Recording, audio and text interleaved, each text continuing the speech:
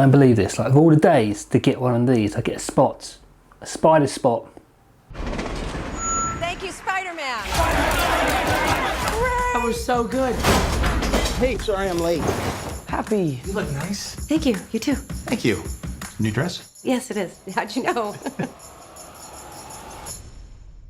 What just happened? So Spider-Man Far From Home, this is set pretty much kind of soon after Avengers Endgame. Now, speaking of Avengers Endgame, those of you who know, there was actually a re-release of it, I think at the weekend, just a couple of days ago, and I'm still a bit unsure of why that was. I know it's only for like 8 minutes of deleted scene, which wasn't even in the film, it's actually right at the end of the film. It just seems a big waste of money. I feel that Stan Lee would be turning in his coffin right now if he knew this was going on, because this is just literally an attempt to get more money to overtake Avatar in the box office ratings. It's ridiculous. Anyway, there's my Marvel rant.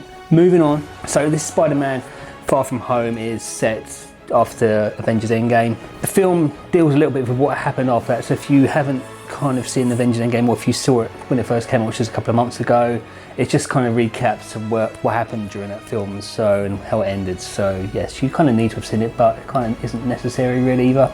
So Spider-Man, he's just about to take a break from college or school, whatever he is, and then he goes on vacation, just wants to get away from this superhero thing for a bit. And then this Mysterio character turns up with a bad guy in tow, and that's all that happens up until around the halfway point of the film, and that's pretty much all I can reveal without going into spoiler territory. So it was a really good funny start to the film. It felt like it was trying to veer away from being a superhero movie, which kind of makes sense because Spider-Man's going on vacation. It feels like you're going on vacation with him, which is the whole point.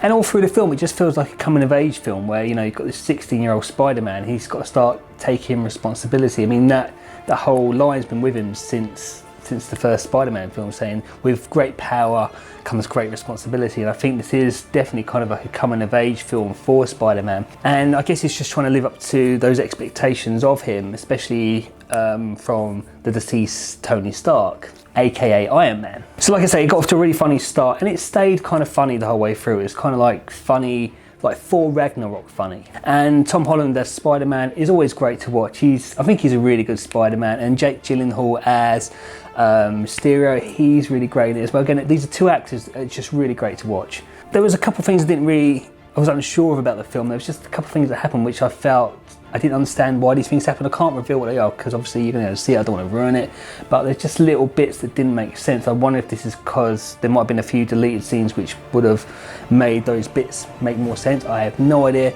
but there's just a couple of bits where I was just thinking, hey?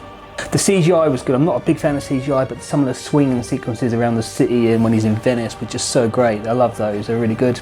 So I saw the first screening of the day in IMAX 3D. Cinema was quite busy. It wasn't as busy as I thought it would be. I know there was a screening at midnight, like a few hours earlier. Apparently about 200 people turned up to that.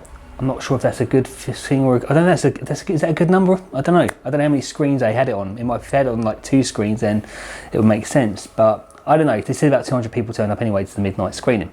Personally, I'm over those midnight screenings. I'm just kind of like, I just find them really stressful and just really tiring. I just felt if I was going to see this film, I just want to see it after a good night's sleep.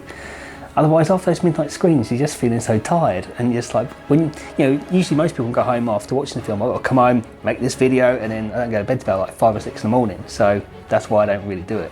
So anyway, that's another complaint, and that complaint is over with. And moving on again. So the verdict is, I think this just felt like it's a very run-of-the-mill superhero comedy film. It's not really a film I'd watch again, but I'd happily go back and see the follow-up to this one, because after that first lot of end credits, there is a little mini scene which is a really great little teaser scene. It's really good. And there's also a clip right at the very end of the film, right off that massive long end credits. So there's 2 end credit pieces, just so you know, to stick around for those.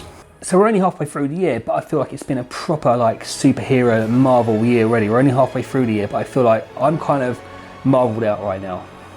I'm kind of glad this is the end of phase 3, where this is the last Marvel film for this year, so it'd be good to have like a 6-month break at least from this. But as I say, Spider-Man Far From Home is a fun movie, but it's not one I'll go and see at midnight, and it's not one I'll probably watch again, and it'll definitely keep you entertained for 2 hours, definitely.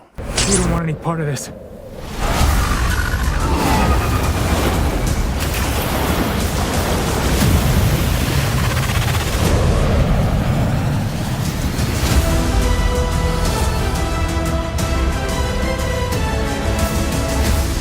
is that guy? He's like Iron Man and Thor rolled into one. He's no Spider-Man. What is it with you and Spider-Man? What, he looks out for the neighborhood, has a dope suit, and I really respect him. Sup, dickwad?